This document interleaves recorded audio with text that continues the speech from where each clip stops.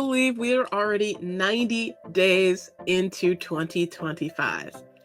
I can't believe it. Really, the whole purpose of today's video is to recap against what happened in January through March of 2025 in terms of my YouTube goal attainment, in terms of any credit cards and just updates to my quest towards 100 credit card portfolio, and then also reflect on if I've been utilizing points and miles with adventures. I'm Key, a credit card, points and miles enthusiast and travel lover. On my channel, I discuss the mistakes I've made, my future travel goals, and overall credit journey since 2016. Be sure to subscribe to my channel if you haven't already. So, without further ado, I'll go ahead and get right into it. Starting with YouTube. I set out the goal in January of having and posting at least one video per week, and I'm happy to say I was able to obtain that goal. Thank you so much for watching those videos, and if you haven't, you still have plenty of time to subscribe and also watch those videos as well. In addition, I did set out the goal of having at least 3 live streams, in which I also completed. I actually did 5 live streams in 2025 thus far. But the 3 primary ones that I focused on were the first Sunday of every month, where I was talking about various topics and just giving an update on some new events in my life, including starting a brand new job. I'm happy to say I'm also, just over 90 days at that new job, and everything's going well thus far. Continuing on, I want to talk through credit cards.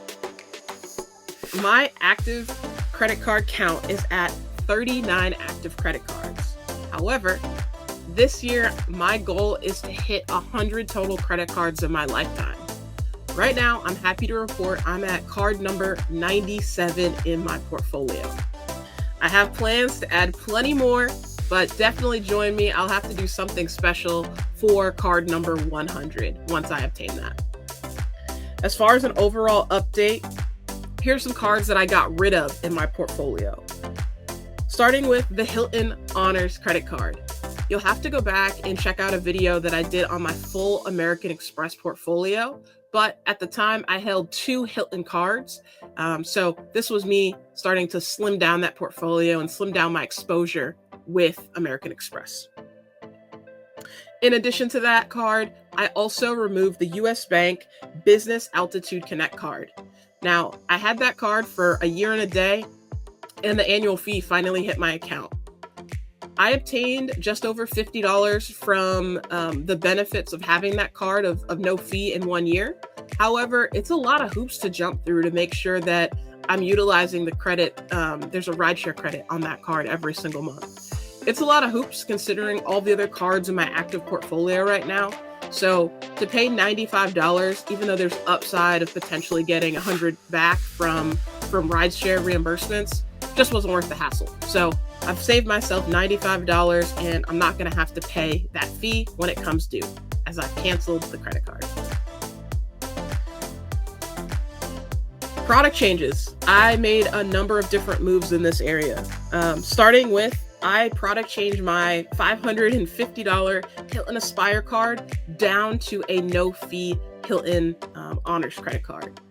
I've held the Aspire since 2018 when it first was launched, and for a while I had that $450 annual fee. This time around in 2025, I wasn't so lucky to have that same fee, and they finally charged me that $550.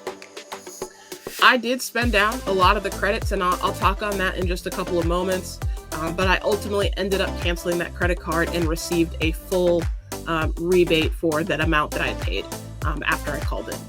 I wasn't seeking a retention offer. Instead, just gonna sit tight, and maybe I'll apply for a Surpass here in the upcoming months. Continuing on with US Bank, I've actually held 2 US Bank Altitude Reserve credit cards. One of them was from where I had a retention offer in 2024. So I had to hold that until my annual fee hit, and that actually just hit a few weeks ago.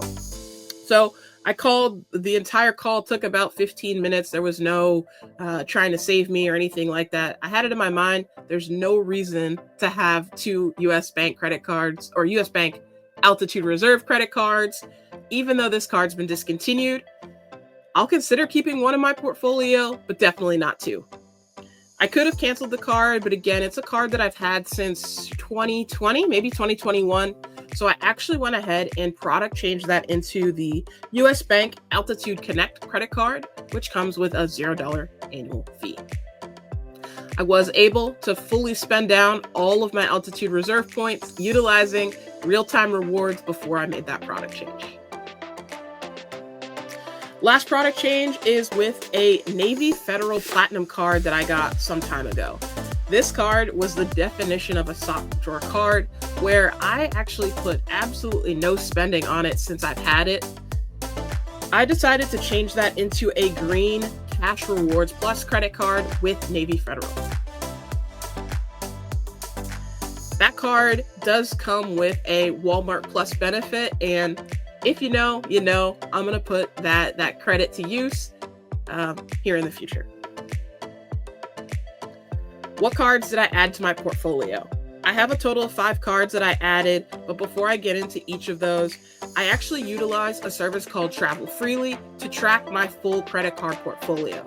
So, with Travel Freely, there's no cost to sign up, and this video is not sponsored, but it actually showcases your 524 count and provides credit card recommendations. As you're planning out your roadmap, definitely consider utilizing Travel Freely. I'm currently 8 and 24 when it comes to the Chase 524 rule, and I'm not worried about it. Here are the 5 credit cards that I acquired in January through March of 2025.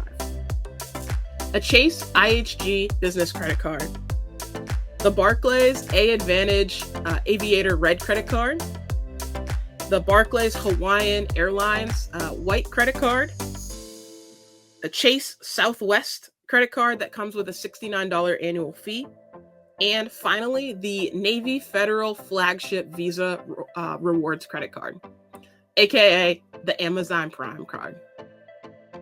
All of these cards will definitely help me in terms of attaining goals with Hawaiian and Alaska merging, as well as just replenishing balances with American Airlines, as well as my IHG points. Really excited to put those points to use, and I'll be sure to update you once those miles and points get put to use. For now, as you can imagine, I have a lot of time here to spend, in the next 90 plus days here, 120 days to spend towards the minimum spending requirements, which unfortunately I'll have no problem hitting with it being one of my larger expense times. Whole life insurance, car insurance, homeowners insurance, taxes, etc. So I'll have no problem knocking out these minimum spending requirements on those 5 credit cards. Speaking of credit cards, I don't just acquire them, I put these points and miles to use. So here's just a quick rundown of how I've done that.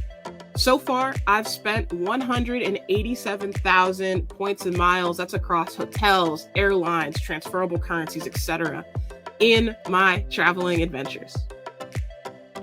I've utilized $600 worth of Dell credit from the American Express Business Platinum. I've spent $600 within the Capital One Venture travel credits from my Capital One Venture, as well as Capital One Venture X. I spent my $400 worth of Delta Stays credits. Again, I have multiple of certain credit cards, and that's one of them. I was able to completely spend down my US Bank Altitude Reserve $325 dining and travel credit before I product changed that credit card into a no-fee version. I've spent down various airline credits, whether those were incidental credits or otherwise. So cards like the Chase Ritz-Carlton, cards like the PenFed Pathfinder Rewards, as well as the American Express Business Gold credit cards, or Business Platinum credit cards, excuse me. I utilized $120 worth of the American Express Business Gold flexible credits at office supply stores. I've used $100 worth of Delta gift cards on travel. I've used all of my cell phone credits that get allotted to me on each of my American Express Business Platinum, which total $90, as well as I utilized $60 worth of Delta Business Platinum rideshare credits. Lastly, I actually have already hit the sign-up bonus for my Chase IHG business card, and those those rewards points are in my IHG account, ready to be deployed here later this year. Moving into my travel update, this is where I'm going to tell you exactly how many flights that I've done. However, if you haven't yet, please be sure to hit the subscribe button, as well as like this video if you're liking what you heard so far. I really do appreciate it. Moving into travel. So far, I've traveled just under 18,000 miles, or 0.7 times around the world. And that includes 15 total flights. My most flown airline has been, just like last year, Delta Airlines, which is the third most traveled airline out of my home airport. And I utilize Flighty to track all of my flights. And so far, out of those 15 flights, I've only been delayed a total of 1 hour, which is a significant improvement from this time last year. Some of the experiences I've done, and then I will wrap this video up. I did a video talking about how I actually attended the opening race weekend for IndyCar 2025 in St. Petersburg, Florida. I utilized some of that 187,000 points and miles that I talked about earlier. I put those to use utilizing that. Furthermore, I attended Capital One sponsored a James Beard Restaurant Awards or celebration called Eat America. The last event I actually think already took place in March, but I attended this event in Boston, Massachusetts, and I had a great time. A few more items. I went to New York City to go to a Points and Miles meetup. If you plan on attending any sort of meetups, or if your favorite blogger is putting on any sort of events, I highly recommend you get to those. Put those points and miles to use and get to those events. There's oftentimes so many topics and so many people you get to meet in person and just network and understand new ways of doing all sorts of things. Hitting minimum spending requirements, being more efficient, deploying points and miles, and so much more. It's invaluable. Next up, I actually attended the first round of the NCAA 2025 men's basketball tournament, and I had a great time. I had never been to that event before, and I had a great time. A lot of upsets, a lot of great games, and it's something I'll definitely consider continuing to do year over year, especially while I have these points and miles. Last up here is something I've never done before. I actually walked in the local St. Patrick's Day parade. I live here in New England, where there is a huge Irish presence, and I'm not Irish. I just happen to have green hair this time around. I had a great time walking with some of my friends and just supporting the Irish community. All in all, that's my update for Q1, January through March of 2025. Please let me know how you've put your points and miles to use in the comments down below.